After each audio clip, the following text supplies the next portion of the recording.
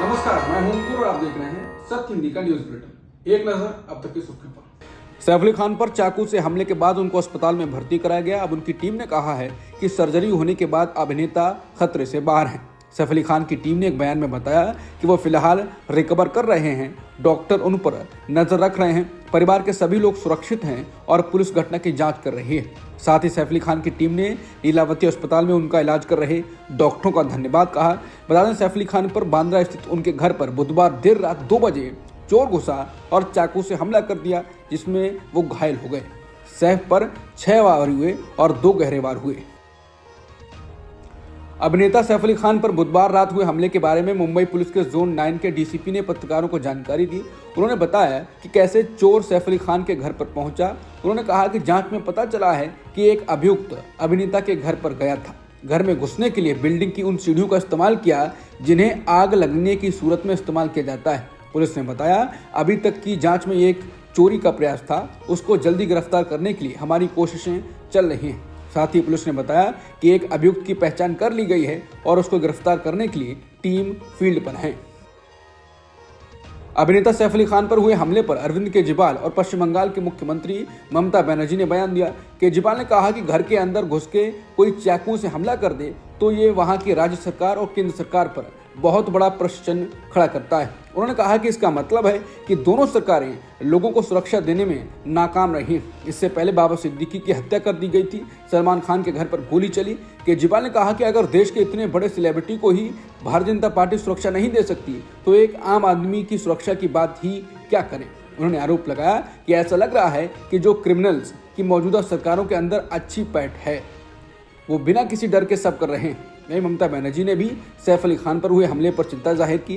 उन्होंने कहा कि अभिनेता सैफ अली खान पर हमले की खबर सुनना बहुत ही चिंता की बात है। मैं प्रार्थना करती हूं कि उनकी सेहत में तेजी से सुधार हो। उम्मीद है कि कानून अपना काम करेगा और जिम्मेदार लोगों को जवाबदेह ठहराया जाएगा। केंद्र सरकार ने सरकारी कर्मचारियों को सौगात दी है और केंद्रीय कैबिनेट ने 8वें वेतन आयोग को मंजूरी दे दी है। केंद्र सरकार के कर्मचारी और पेंशनधारी बेसब्री से 8वें वेतन आयोग का इंतजार कर रहे थे और सरकार ने सौगात दी है। जल्द ही इसके लिए कमेटी का गठन होगा और 8वें वेतन आयोग को बनाने की प्रक्रिया चालू कर दी जाएगी। आज केंद्रीय कैबिनेट की बैठक प्रधानमंत्री मोदी के आवास पर हुई और पीएम मोदी की अध्यक्षता में इस फैसले पर मंजूरी दी गई। गुरुवार को अमेरिकी डॉलर के मुकाबले रुपया 16 पैसे गिर गया। $1 86.56 रुपए के बराबर हो गया। रिसर्च एनालिस्ट अनुज चौधरी ने कहा, इंपोर्टर्स द्वारा डॉलर की बढ़ती मांग के कारण रुपए में गिरावट आई है। उनका कहना है कि इंपोर्टर्स डॉलर खरीदना जारी रख सकते हैं, जिससे रुपए पर और दबाव पड़ सकता है। दिल्ली विधानसभा चुनाव में बीजेपी के ही नेता शहजाद पूनावाला ने मोदी की परेशानी बढ़ा दी है। पूनावाला ने एक टीवी चैनल पर आपके विधायक ऋतुराज झा को अपशब्द कहे। पूनावाला ने ऋतुराज झा के सरनेम झा को लगातार अपशब्द कहे, जिसके बाद बवाल खड़ा हो गया। आम आदमी पार्टी ने इस मुद्दे को बढ़ चढ़कर उठाया है। वो दिल्ली में प्रदर्शन करेगी। आपने कहा कि बीजेपी के राष्ट्रीय प्रवक्ता शहजाद पूनावाला ने पूर्वांचली समुदाय के लोगों के खिलाफ आपत्तिजनक शब्द का प्रयोग कर दिल्ली में रह रहे लाखों पूर्वांचलियों का अपमान किया है।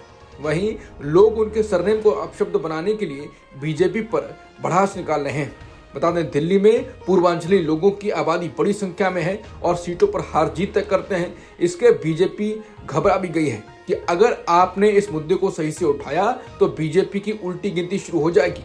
लोगों ने आवाज उठानी भी शुरू कर दी है। मोहित नाम के ट्विटर यूजर ने लिखा है कि शहजाद पूनावाला को बीजेपी से बाहर निकालो, नहीं तो बीजेपी को सभी 70 सीटों पर जमानत जब्त होगी। नेशनल मीडिया पूरा देश देखता है। ब्राह्मण समाज इस बयान के बाद बीजेपी को एक भी वोट नहीं देने की कसम खा रहा है।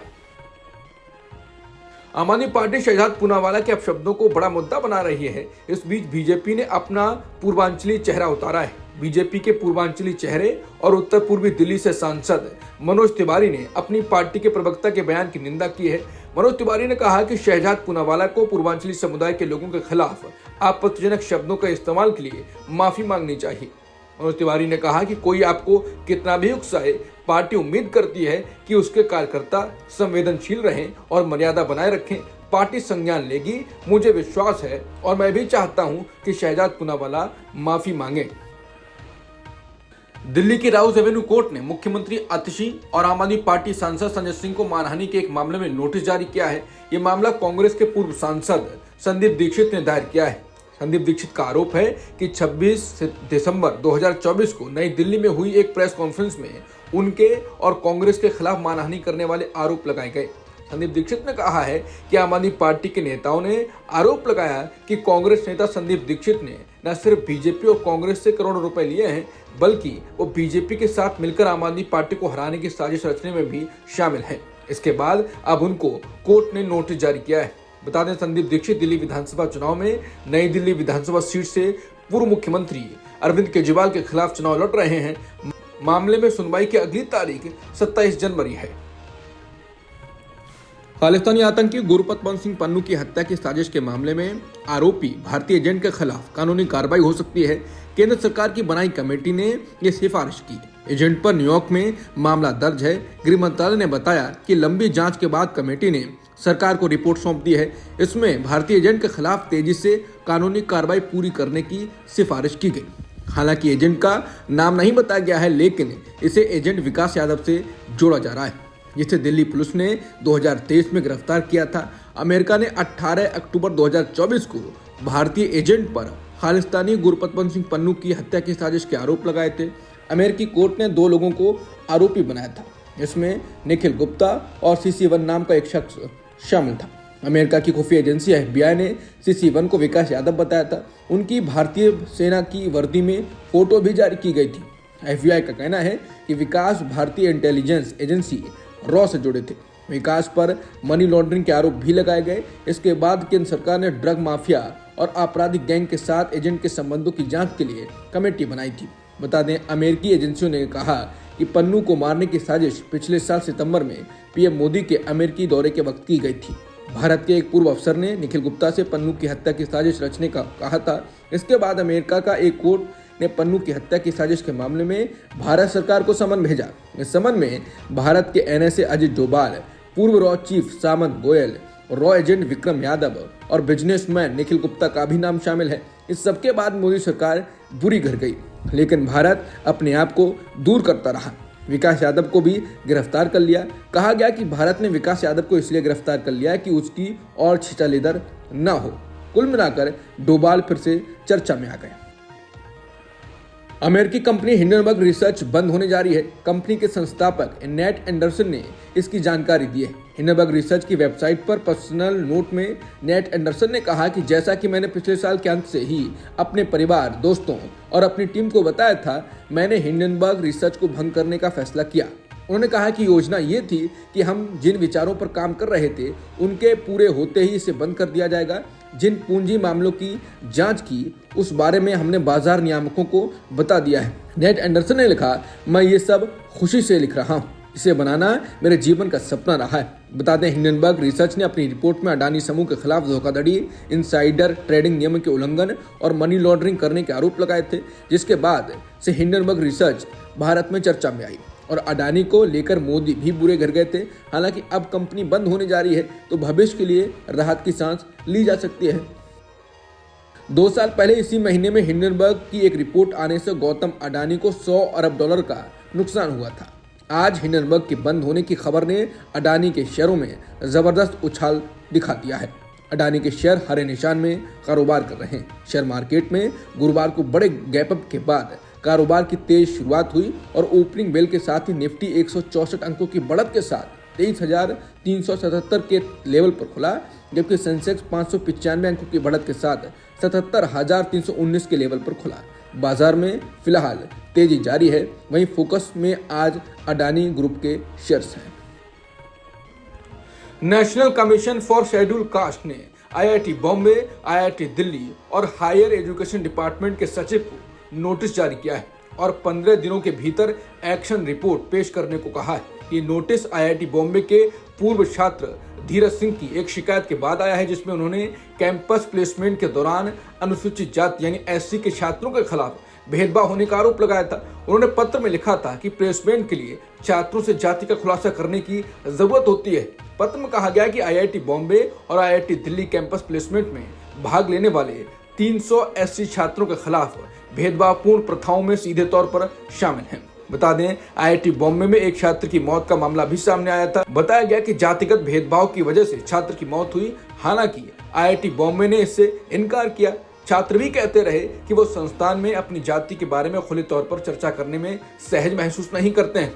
हालांकि अब national commission for schedule caste ने चेतावनी तो दी है। इसरो ने एक बड़ा मुकाम हासिल कर लिया है। इसरो ने स्पारडेक्स सैटेलाइट की डॉकिंग प्रोसेस को सफलतापूर्वक पूरा कर लिया है। स्पारडेक्स मिशन 2 सैटेलाइट्स को लेकर किया गया। इसरो ने बताया कि दोनों सैटेलाइट्स की दूरी को 15 मीटर से 3 मीटर तक लाने की कोशिश सफल रही। इसके बाद दोनों सैटेलाइट्स को एक दूसरे से दूर कर दिया गया। इसरो 7 जनवरी और 9 जनवरी को तकनीकी समस्याओं के कारण स्पारडेक्स सैटेलाइट की डॉकिंग प्रोसेस को तय समय पर पूरा नहीं कर पाया था। इन सैटेलाइट को इसरो ने 30 दिसंबर को लॉन्च किया था।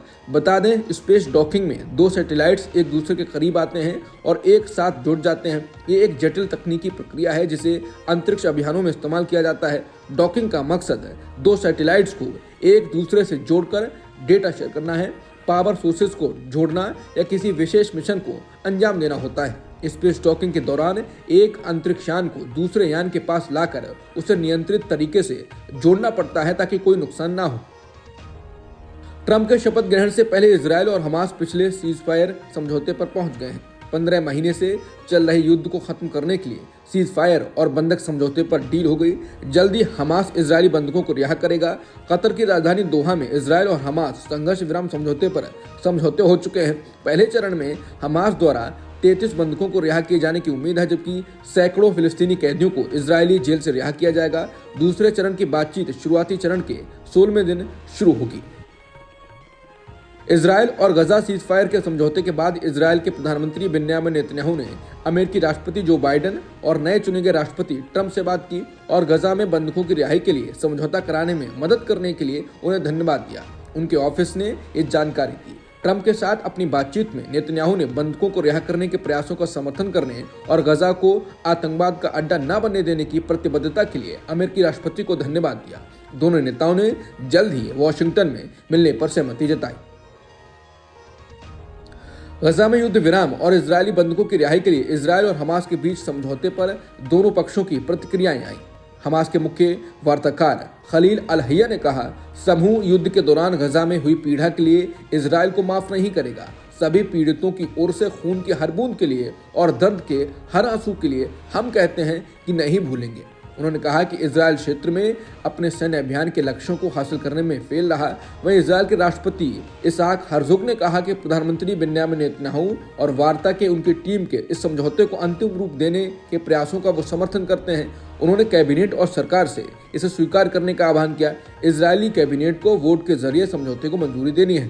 अब तक की सुर्खियों में इतना ही। बाकी खबरों के लिए बने रहिए सत्यहिंदी.com के साथ।